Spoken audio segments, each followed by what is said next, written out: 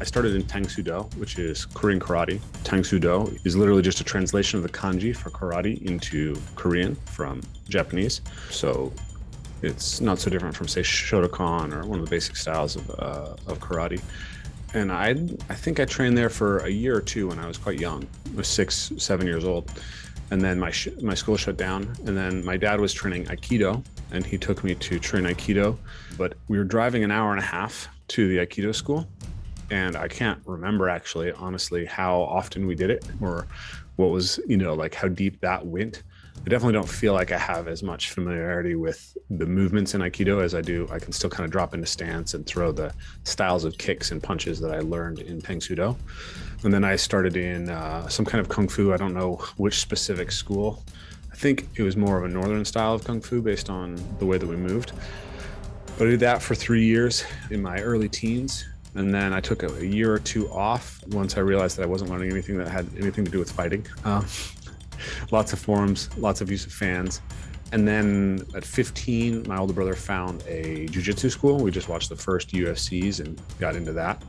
So we started training with an Army Ranger in his shed, learning mostly jiu-jitsu, but bits of kickboxing as well. And then when I went to college, I started a boxing club and was training boxing skills. Then I ran into some Russian martial artists from the Scott Sonnen lineage and kind of learned some of that approach. And then got back into Muay Thai and Brazilian Jiu-Jitsu, spent a few years there.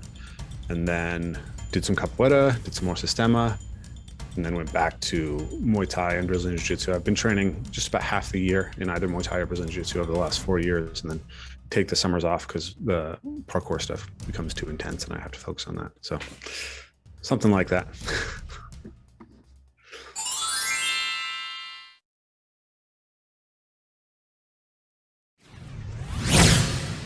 Well, my Tang Soo Do school just shut down, so I didn't have the opportunity to continue with Tang Soo Do.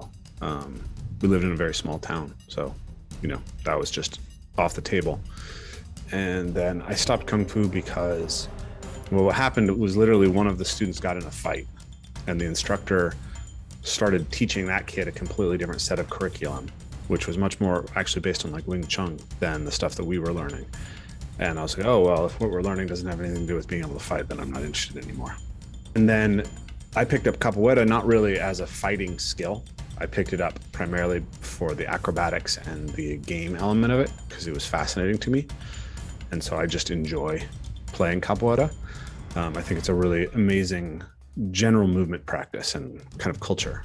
And then the Russian martial arts stuff, I just kind of bumped into people who were into it and got the opportunity to train with them. It was never something that I actually personally really sought out. It was just those were the training partners I had available to me who made themselves present in my life. And then ever since I was 15, the arts that I've been devoted to when I have time is Muay Thai and Brazilian Jiu-Jitsu. And that's basically because they're the most widely available, highly effective martial arts, in my opinion.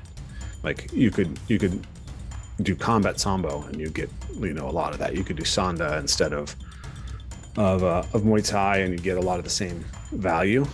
But it's much harder to find sanda schools or combat sambo schools than to find Muay Thai and Brazilian Jiu-Jitsu. So the basic MMA. I mean, I love boxing as well. I've done a little bit of judo training and have a huge love for the throws in judo. And I think all these things are great. But I think the basic kind of foundation arts of MMA are the most important delivery system for combative ability. And then you need to add certain things to really be able to engage in self-defense. But if you don't have that real combat sport delivery system base, it doesn't matter how much you practice eye gouges and throat biting and all this stuff. You're not going to be able to access it in a real street fight if you haven't done all the alive mat work.